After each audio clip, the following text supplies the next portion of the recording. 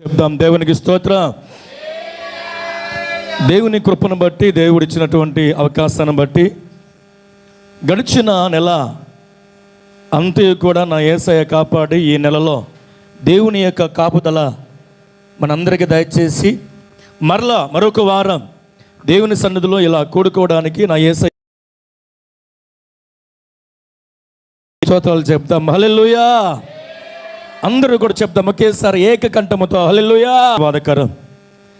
అది దేవుని సన్నిధి అని అంటే చెప్పాలంటే ఒక తల్లి ఓడి లాంటిదే. తల్లి గద్దించినా లేదా ప్రేమ వేరు. తల్లి ఎప్పటికీ కూడా తల్లే. తల్లి కొట్టినా కానీ తన బిడ్డను ఏం చేస్తుందో తెలుసా? ప్రేమిస్తానే ఉంటుంది. గద్దించిన ఈ దేవుని సన్నిధి అంటేనే ఎలాంటిది అని అంటే ఒక తల్లి లాంటిది, అంటే ఆదరించే సంఘం. దేవునికి స్తోత్రం. దేవుని సన్నిధి చాలా మంది అనుకుంటారు దేవుని సన్నిధికి వెళ్ళాలా అని. బాధల్లో ఉండొచ్చు, నీ కుటుంబ సమస్యలతో సహా దేవుని సన్నిధిలోకి వచ్చి నీవు దేవుని సన్నిధిలో అడిగితే దేవుని యొక్క సన్నిధి తెలియక, దేవుని సన్నిధి తెలియక అంట ఒకప్పుడు అరణ్యములో ఆయన గొర్రెలు కాసే సమయంలోనంట గొర్రెలు కాస్తూ ఉన్నాడంట. ఆయనకు ఎవ్వరూ లేరు సహాయం చేసేవారు. దేవునికి స్తోత్రం. అలాగే పేరు పెట్టే కార్యక్రమం ఉంది, అన్నం ముట్టించే కార్యక్రమం ఉంది కనుక రెండు మాటలు చెప్పేసి నేను ముగిచ్చేస్తాను కనుక దయచేసి శ్రద్ధగా దేవుని యొక్క వాక్యాన్ని వినడానికి దయచేసి అందరూ కూడా సిద్ధపడండి. ఆరాధించని వయసు కాక మునుపే ఈ జీవించేవాడు రేయి పగలు కూడా ఈయన బ్రతుకు ఎక్కడ అంటే అరణ్యములోనే. తల్లి ఉన్నదా? తల్లి ఉంది. తండ్రి ఉన్నాడా? తండ్రి ఉన్నాడు. అన్నదమ్ములందరూ కూడా ఉన్నారు, తోబుట్టులందరూ ఉన్నారు, కుటుంబం అంతా ఉన్నప్పటికీ కూడా ఈయన జీవన ఆధారం అంతా కూడా ఎక్కడో తెలుసా? అన్నీ ఉన్నా ఎవ్వరు లేని వాడి వలె ఒంటరిగా అరణ్యములో బ్రతికాడంట. దేవునికి స్తోత్రం. ఆ అరణ్య యాత్రలో, అరణ్య ప్రయాణములో, అరణ్య జీవన యాత్రలోనంట ఆయన పాటలు నేర్చుకున్నాడంట, పాటలు పాడాడంట, దేవుని స్మరణ చేసేవాడంట. అంటే క్రూర మృగాలే ఉంటాయి ఆ అరణ్యములో. తోడేళ్ళు ఉన్నాయి, ఎలుకబంట్లు ఉన్నాయి, క్రూర మృగాలు ఉన్నప్పటికీ కూడా వాటన్నిటిని అవి ఉన్నాయని భయపడలేదు. కానీ యేసయ్య ఉన్నాడు అని ధైర్యం కలిగి జీవించాడంట ఆ దావీదు. దేవునికి స్తోత్రం. ఆ దావీదు అక్కడ పాటలు పాడుతున్నాడు, అక్కడ దేవునికి గాన ప్రతిగానాలు చేస్తూనే ఆయన ఒక మాట చెప్పాడు. చదువుదాం ఒకసారి అందరూ కూడా ఆ మాట చదివి వినిపించండి దయచేసి. కీర్తనలు, దావీదు రచించినటువంటి కీర్తన 31వ అధ్యాయంలో ఆయన చక్కగా ఒక మాటను మనందరికీ కూడా చెబుతున్నాడు. దయచేసి అందరూ కూడా ఆలకిద్దాం. 31వ అధ్యాయము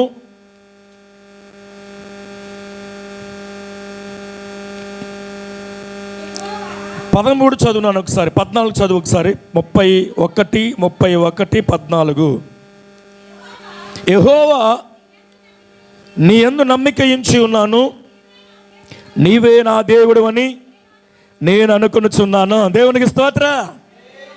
ఈ వ్యక్తి ఎవరు అని అంటే బపరి. మూడవది ఆయన చేసేటటువంటి పని ఏంటి అంటే ఇశ్రాయేలీయులకు రాజు. దేవునికి స్తోత్రం. అరే 3 కేటగిరీలు కలిగినటువంటి వాడు. ఒకటి భక్తిపరుడు, రెండవది గొర్రెల కాపరి, మూడవది ఇశ్రాయేలును పరిపాలించేటటువంటి రాజు. గొర్రెల కాపరిగా ఉన్నటువంటి వాడికి అన్నీ లోటే, అన్నీ కావాలి, అన్నీ అవసరమే, కానీ ఏవి కూడా అందుబాటులో లేవు. కనీసం తల్లి ప్రేమ కూడా నోచుకోలేదు, తండ్రి ప్రేమను కూడా నోచుకోలేదు, సరైన ఆహారం కూడా ఉండేది కాదు అరణ్య యాత్రలో. ఒకటి. రెండో కేటగిరీకి వచ్చేసరికి ఇతడు స్తుతించేవాడు. మొదటి కేటగిరీలో గొర్రెల కాపరి అయినా అనుభవించాడు, ఏమీ లేకపోయినా పర్వాలేదు అనుకున్నాడు. ఇతను రెండో కేటగిరీలో దేవుని స్తుతించేవాడు. దేవునికి స్తోత్రం. అరే దేవుని ఎప్పుడైతే స్తుతించటం మొదలు పెట్టాడో తన స్థితి మారిపోయింది. చూసారా? మొదట గొర్రెల కట్టుకోవడానికి కూడా వస్త్రాలు లేని స్థితి, తినడానికి కూడా ఆహారము లేని స్థితి. ఇల్లు కూడా ఉంది కానీ ఇంటిలో వాళ్ళు నా దేవునికి ఆరాధన చేసేవాడంట. దేవునికి స్తోత్ర. రేయి పగలు నా దేవునికి ఆరాధన చేయటం ప్రారంభించినది మొదలు ఆయన అంటాడు కదా 14వ వచనంలో, చదువు నన్ను మరలా అదే మాట. యెహోవా నీ యందు నమ్మిక ఉంచి ఉన్నాను, నీవే నా దేవుడు అని. నేను ఎవరి నమ్మకం వాళ్ళదే అంటారు కదా. సరే ఎవరి నమ్మకము వాళ్ళదే. కానీ దావీదు మాత్రం ఎవరిని నమ్మాడు అంటే అంటాడు, యెహోవా నీ యందు నేను నమ్మిక ఉంచి ఉన్నాను అంటే ఇంకెవరు లేరా నమ్మడానికి? చాలామంది ఉన్నారు, అందరిని నమ్మొచ్చు. ఇప్పుడు నేను అన్నాను కదా ఎవరు, ఆయన యెహోవా దేవుడు. దేవునికి స్తోత్ర. ఈయన అంటున్నాడు మనుషులు నమ్మలేదు, అధికారులు నమ్మలేదు, దేవుని యొక్క దాసుల్ని నమ్మలేదు, కానీ డైరెక్ట్గా ఎవరిని నమ్మాడు అంటే దేవుణ్ణి మాత్రమే నమ్మాడు. మనుషులను దేవునికి నమ్మలేదు అని అంటే మనుషుల దగ్గర ఆయన స్వార్థాన్ని చూశాడంట దావీదు. మనుషులను మాసాలు మోసింది కదా, కన్నది కదా, పెంచింది కదా, తల్లిని నమ్మొచ్చుగా, తల్లిని కూడా నమ్మలా. సరే తల్లి కన్న తర్వాత తండ్రి లాలించేవాడు కదా, తండ్రి ఎత్తుకుని తిప్పేవాడు కదా, తండ్రి ఏది కావాలంటే అది ఇచ్చేవాడే కదా. అయినా తండ్రిని కూడా నమ్మలా. అన్నదమ్ములు ఉన్నారు, అన్నదమ్ములు నమ్మలా. బంధువులు ఉన్నారు, బంధువులు నమ్మలా. కానీ ఒంటరి జీవితంలో ఈయన జీవిస్తూ అరణ్య యాత్రలో ఎవరిని నమ్మాడు అంటే నా యేసయ్యను నమ్మాడు. దేవునికి స్తోత్ర. నమ్మిన తర్వాత నమ్మితేనంట స్తుతించాడు. స్తుతించిన తర్వాత ఆయన స్థితి మారిపోయింది. గొర్రెలు కాసేటటువంటి వాడు రాజ్య సింహాసనం మీద ఉన్నాడంట. దేవునికి స్తోత్ర. చూసారా ఎంతటి భాగ్యమో. ఏమీ లేని ఆ స్థితిలో నుండి, అరణ్యములో ఉన్న స్థితిలో నుండి, ఒకే వస్త్రాన్ని ఉతుక్కుని వేసుకున్నటువంటి స్థితిలో నుండి, చిరిగిపోయినటువంటి వస్త్రాలు ధరించుకున్న స్థితిలో నుండి, అవమానించబడిన స్థితిలో నుండి, తోసివేయబడిన స్థితిలో నుండి, వెలివేయబడిన స్థితిలో నుండి దేవుడు అంట రాజుగా నియమించాడంట. చూసారా ఎక్కడి నుంచి ఎక్కడ తీసుకెళ్ళిపోయాడు దేవుడు. దేవునికి స్తోత్ర. ఎప్పుడు అంటే స్తుతించిన తర్వాత, దేవుణ్ణి ఆరాధించిన తర్వాత. ఈ కీర్తనలన్నీ కూడా దావీదు రాసినయే. అక్కడక్కడ మోషే రాశాడు, అక్కడక్కడ మనం చదివాం కదా హేమన్ రాశాడు, తర్వాత కోరా కుమారులు రాశారు అని అంటాం. కానీ ఎక్కువ శాతం ఎంతమంది రాసిన ఆ కీర్తనలకు ఎవరి పేరు వస్తుందో తెలుసా? దావీదు కీర్తన, దావీదు రచించిన కీర్తన అని అంటే దావీదుతోనే మొదలు పెట్టారు కీర్తనలన్నీ, దావీదుతోనే ప్రారంభించారు ఈ కీర్తనలన్నీ అని అంటే ఆయన ఎక్కడికి వెళ్ళినా, ఏ చోట నిలబడినా, ఏ ప్రాంతంలో నిలబడినా దేవుని మాత్రమే ఆరాధించేవాడంట. దేవునికి స్తోత్రం. భోజనాన్ని సహితం మానేసి దేవుని ఆరాధించేవాడంట. గొర్రెలు కాపరిగా ఉన్నటువంటి వాడు గొర్రెలు కాస్తూనే ఉంటూ దేవుని ఆరాధించేవాడంట. కాపరిగా ఉన్నవాడు ఆ గొర్రెల్ని కాయాలిగా, ఆ గొర్రెల్ని కాసే బాధ్యత కూడా తీసుకున్నాడు, ఆరాధించే బాధ్యత కూడా తీసుకున్నాడు. నేను చెప్పాను కదా, ఒకటి ఆయన గొర్రెలు కాపరి, రెండవది ఆయన స్తుతించేవాడు. ఆయన స్థానం నుండి స్తుతించే స్థానంకి వచ్చింది, స్తుతించే స్థానం నుండి రాజుల స్థానంలోనికి వచ్చేసాడు. దేవునికి స్తోత్రం. ఆయన అన్నాడు నిన్ను నమ్మాను, నీవే నా దేవుడివి అని ఎప్పుడైతే అన్నాడో ఉన్నారట. హెచ్చించి హెచ్చించి హెచ్చించి ఎక్కడ కూర్చోబెట్టారు తెలుసా? ప్లాస్టిక్ చైర్లో కూర్చోబెట్టలా, ఇరిగిపోయిన చైర్లో కూర్చోబెట్టలా, బంగారము కుర్చీ మీద కూర్చోబెట్టాడంట. దేవునికి స్తోత్రం. ఈ బంగారపు కిరీటాన్ని ధరించాడంట. దేవునికి స్తోత్రం. దావీదు స్థితిని మార్చింది ఒక్కటే తను చేసిన ప్రార్థన. దావీదు యొక్క స్థితి మార్చింది ఒక్కటి. ఇంత పరిస్థితి మార్చినా దావీదు ఏమన్నాడు తెలుసా? చదవండి ఒకసారి 12వ వచనంలోకి వచ్చేయండి. దావీదు మాట్లాడిన మాట 12వ వచనం. మరణమై స్మరణకు రాకుండా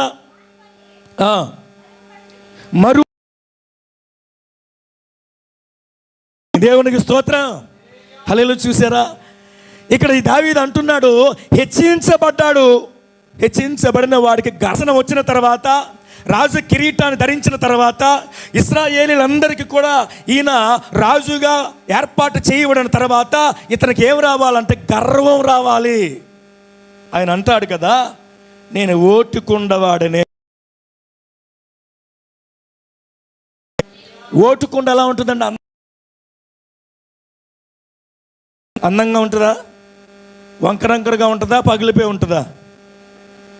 ఓటుకుండ లాంటి వాడిని అన్నాడు కదా. అంటే కొండకు గ్యారెంటీ, బండికి గ్యారెంటీ ఉంది, నువ్వు కొన్న బంగారానికి గ్యారెంటీ ఉంది, నువ్వు కొన్న ఫోన్కి గ్యారెంటీ ఉంది, నువ్వు ఈ లోకంలో వాడే ప్రతి దానికి గ్యారెంటీ. తిరిగి రావు. ఇక్కడ దేంతో పోల్చుకుండా అతికించబడదు.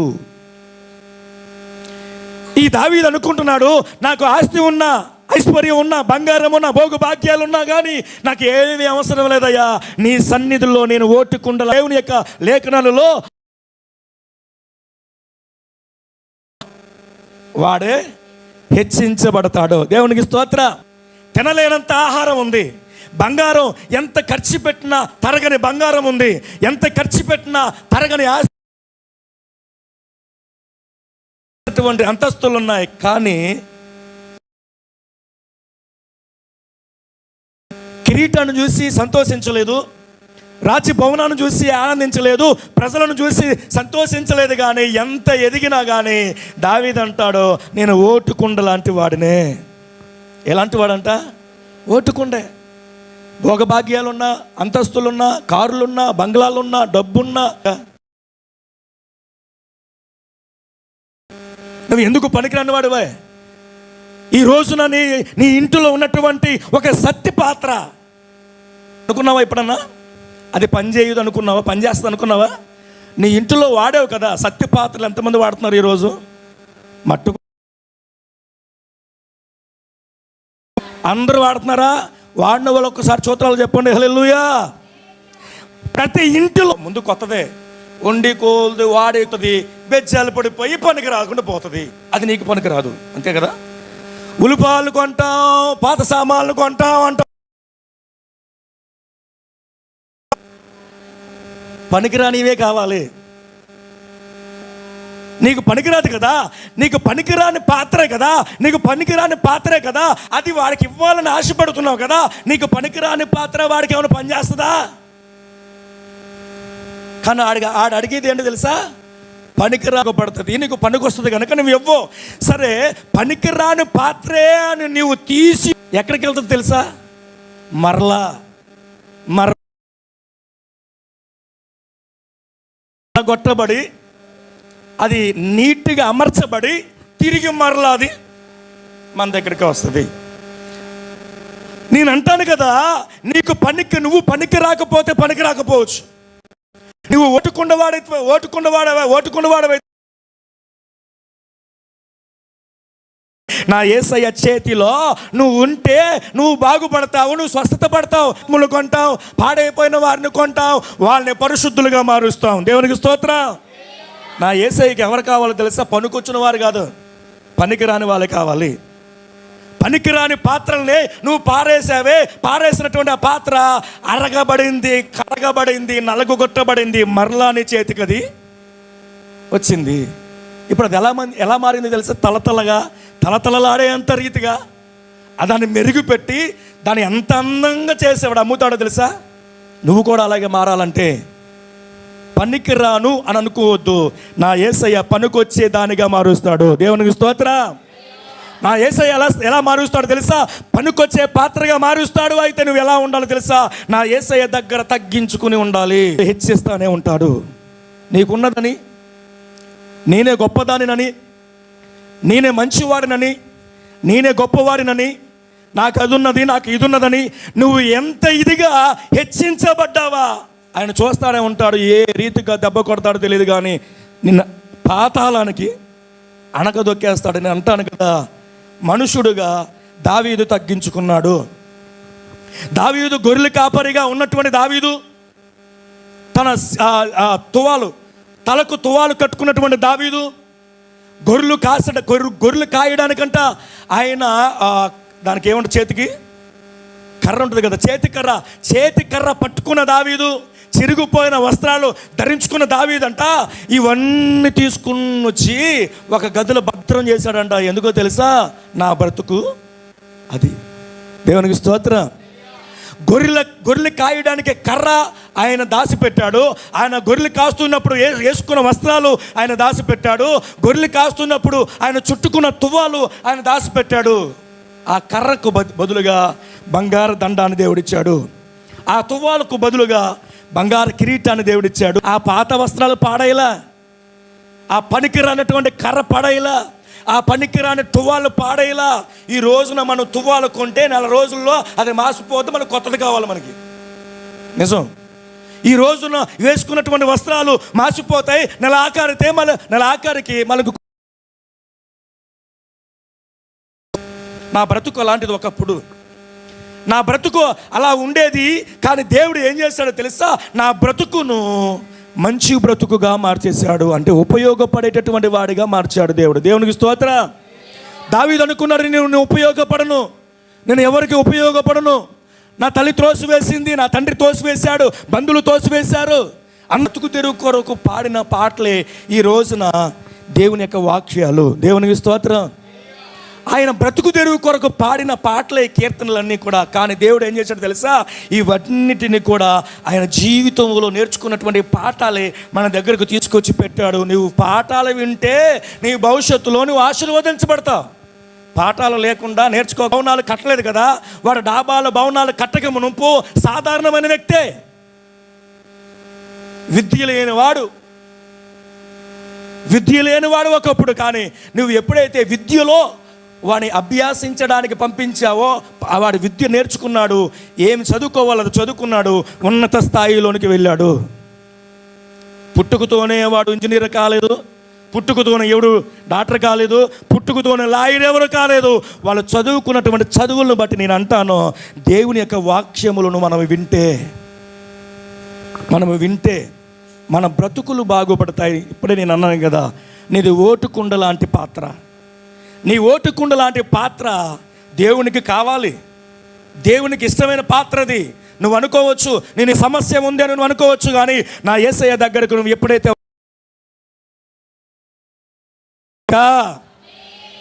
దావీదు జీవితం, దావీదు ఎలా చేసుకున్నాడు తెలుసా? తగ్గించుకున్నాడు కదా.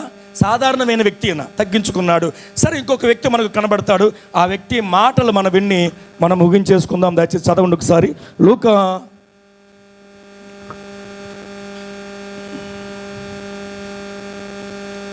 క్షమించండి, ఫిలిప్పీయులకు రాసినటువంటి పత్రిక 2వ అధ్యాయము. ఫిలిప్పీయులకు రాసినటువంటి పత్రిక 2వ అధ్యాయము 6వ వాక్యం 5 నుంచి చదవండి ఒకసారి. యేసుక్రీస్తు కలిగి ఉండుడి. దేవునికి స్తోత్రం. కీర్తనలో మొదటగా సాధారణమైన వ్యక్తి కనిపించాడు. ఆయన దావీదు సాధారణమైన వాడు. ఆయన రాజు అయినప్పటికీ కూడా ఒక వ్యక్తిని తీసుకొచ్చాడు. ఆయన ఎవరో తెలుసా? యేసుక్రీస్తునకు కలిగిన ఈ మనసు మీరును కలిగి ఉండుడి. అపోస్తుడైనటువంటి పౌలు గారు అనేకమైనటువంటి ప్రాంతాలు తిరుగుతూ అనేకమైన సంఘాలకు వెళ్ళి వాక్యాన్ని బోధించేటటువంటి స్తోత్రాలు చెప్పండి ఒకసారి. హల్లెలూయా. మొదట ఈ బైబిల్ గ్రంథము, ఈ పరిశుద్ధ గ్రంథము పరిచయం చేసిన వ్యక్తి ఎవరు అంటే దావీదు. కానీ ఇప్పుడు డైరెక్ట్గా ఈ పౌలు గారు అంట మనుషుల్ని కాదు పరిచయం చేసేది, డైరెక్ట్గా యేసయ్యనే పరిచయం చేస్తున్నాడు. ఆ యేసయ్య ఎలాంటి వాడు, ఆ యేసయ్య స్వభావం ఏంటి, ఆ యేసయ్య మనసు ఏంటి, ఆ యేసయ్య విధానం ఏంటి, ఆ యేసయ్య నడకేంటి, ఆ యేసయ్య మనసు. ఏ మనసు కలిగి ఉన్నాడు ఆయన? దురాశ, నరహంతకుడు, పాపాత్ముడు అనుకుంటున్నాం కదా. కాదు, ఆయనంట ఈ మనసు మీరు కలిగి ఉండండి అని చెప్పనంటే ఆయన క్షమించే మనసు. దేవునికి స్తోత్రం. మీరు కలిగి ఉండండి అని పౌలు చెబుతున్నాడే. ఆయన ఎక్కడి నుంచి వచ్చాడు, ఏ ఊరు వాడు, ఎవరికి సంబంధించిన వాడు? చదువుదాం ఒకసారి, కిందకి చదవండి ఒకసారి. ఆయన దేవుని స్వరూపము కలిగిన వాడై ఉండి దేవునితో సమానదని భాగ్యమని ఎంచుకునలేదు, కానీ మనుషుని పోలికగా పుట్టి. దేవునికి స్తోత్రం. ఈయన ఎక్కడోడు? మరలా చదువు మాట.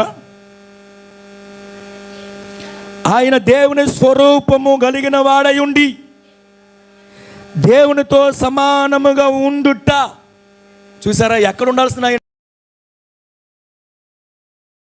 ఉండవలసిన వాడు ఇప్పుడు ఎడగొచ్చేసాడు దీనుడిగా. చదవండి కిందకి. మనుషుని పోలికగా పుట్టి దాసుని స్వరూపాన్ని ధరించుకున్నాడంట. దేవునికి స్తోత్రం. ఇప్పుడు మనుషు కొరకు ఆయన ఈ భూలోకానికి వచ్చేసాడంట. ఎలా వచ్చాడు? దేవుడు ఎలా వచ్చాడంటే మనుషుని స్వరూపం ధరించుకుని మనిషి. అంత అయిపోయిన తర్వాత మాట్లాడుకోండి, అంత అయిన తర్వాత మాట్లాడుకోండి అంటున్నా. దగ్గర ఉండవలసిన వాడు, దేవునితో ఉండవలసిన వాడు ధరించుకుని, చదవమ్మా, ఆమె పొందినంతగా విధేయత చూపించిన వాడై తన్ను తాను తగ్గించుకున్నాడు. దేవునికి స్తోత్రం. దగ్గరగా స్తోత్రాలు చెప్పండి. ఒక సిలువ మరణము పొందటం ఏంటి మనం అనుకుంటాం, కానీ దేవుడు ఈ భూలోకానికి ఏమంట మనుషుని స్వరూపాన్ని ధరించి వచ్చాడంట. కలుగునుగాక అంటే అన్నీ అవుతాయి, మారిపోవునుగాక అంటే అన్నీ మారిపోతాయి, మారిపోవునుగాక అన్నీ మారిపోతాయి. కానీ అది కాదు కావాల్సింది. వాడు పశ్చాత్తాప పడాలంటే వివరించేవాడు రావాలి. తాగుబోతోని మనం మారుస్తామే ఉంటున్నాయి, తాగుబోతోని ఏమంటేనే మార్చాలని ట్రై చేయండి, ఎవడు మారడు. కొన్ని సమయాలు పడతాయి, కొన్ని నెలలు పడతాయి. ఏదో ఒక సమయాన వాడు మారతాడు, మారకపోతే దెబ్బతింటాడు లేదా సత్తాడాడు. దేవునికి స్తోత్రం. తాగునోడు మనతో ఉండడు, మనతో మాట్లాడు, మనము ప్రవర్తించడు అనిష్టానుసారంగా ప్రవర్తిస్తానే ఉంటాడు. నుంచి ఏ పక్క కొత్తాడో తెలియదు, ఏ పక్క నుంచి ఊడు కొడతాడో తెలియదు. ఎలాగ వాడు పతనం అయిపోతాడు. మనం బలవంతులుగా ఉండగానే, మనమందరం కూడా సజీవులుగా ఉండగానే ఆయన యేసయ్యని వెంబడించండి. మీ పరిస్థితి మారిపోవాలి, మీకున్నటువంటి సమస్య తొలగిపోవాలి. నిధిలోకి వస్తే మంచుకుండగా దేవుడు మార్చేస్తాడు. నేను దేవునికి స్తోత్రాలు చెప్పండి. కానీ దావీదు దేవుని దగ్గర తగ్గించుకున్నాడు కదా. ఇక్కడ దేవుడే స్వయంగా ఈ భూలోకానికి వచ్చానంట. వచ్చి మనుషులు చేసిన దోషముల నిమిత్తం అంట తన్ను తాను రిక్తునిగా సిలువ మరణము నొందనంతగా. ఏ మరణం అంటది? మరణం వచ్చేస్తుంది, మరణము సమీపించింది. యేసయ్యకు సిలువ వేసే టైము ఆసన్నమైందని తెలిసి కూడా, చనిపోతాను అని తెలిసి కూడా అంట వీళ్ళ కోసం నేను చచ్చిపోయేది ఏంటి అనుకోలే దేవుడు. దేవునికి స్తోత్రం. నువ్వు అనుకుంటావు ఎప్పుడన్నా ఆడి కోసం నేను చచ్చిపోవటం ఏంటి అని ఎప్పుడన్నా అనుకున్నావు నువ్వు?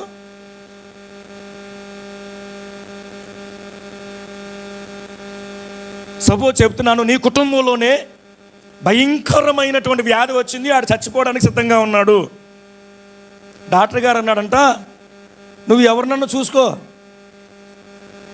నీ ప్రాణం పోకుండా ఉండాలంటే అవతలోడు ప్రాణం ఇస్తే నీ ప్రాణం బ్రతికిద్ది అని అన్నాడు అనుకో. సపోజ్ పేషెంట్కి బతకాలని ఉంది, నువ్వు సజీవుడిగా ఉన్నావు.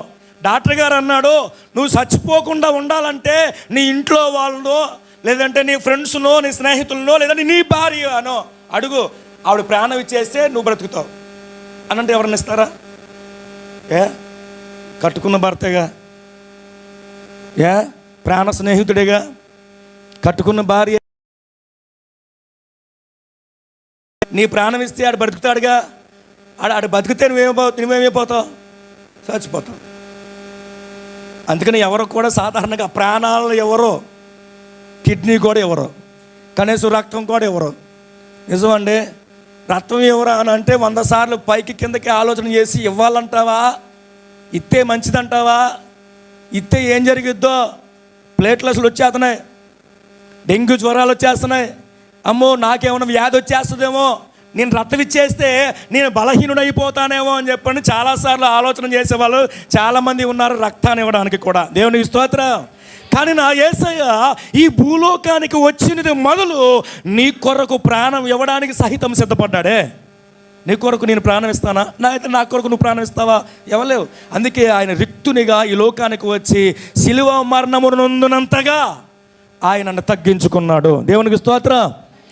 యేసు ప్రభులు వారే తగ్గించుకుంటే ఓటుకుండలో మనం ఓటి కుండలో, స్టీల్ కుండలో, స్టీల్ పాత్రలు కూడా తుప్పెట్టేతను ఇప్పుడు కదా. మనం వాడకానికంటే స్టీల్ పాత్రలు కూడా తుప్పెట్టేస్తున్నాయి, మట్టి కుండలు పగిలిపోతున్నాయి, సత్తి పాత్రలు బెజ్జలాడిపోతున్నాయి. ఏ పాత్రలు వాడాలి చెప్పండి? ఏ పాత్రలు వాడాలి చెప్పండి? స్టీల్ పాత్రలు ఏమో తుప్పెట్టేస్తున్నాయి, సత్తి పాత్రలు బెజ్జబడిపోతున్నాయి, మట్టి కుండలు పగిలిపోతున్నాయి. ఏ పాత్రలు వాడాలి? ఏ పాత్ర వాడినా ఫలితం ఏమీ లేదు. అన్ని పాత్రలు పగిలిపోతాయి, అన్ని పాత్రలు చిరిగిపోతాయి. ఆ పాత్రలు వెళ్ళవలసిన కాడికి వెళ్తే మరలా నూతనమైన పాత్రలుగా నేను అంటాను. నీ పాత్ర అంటే నీ మనసు, నీ హృదయం, నీ దేహం పగిలిపోతే పగిలిపోవచ్చు కానీ నా యేసయ్య ఆ కుండను అతికించేవాడు. దేవునికి స్తోత్రం. నా యేసయ్య చితికిపోయిన కుండను బాగు చేసేవాడు. నా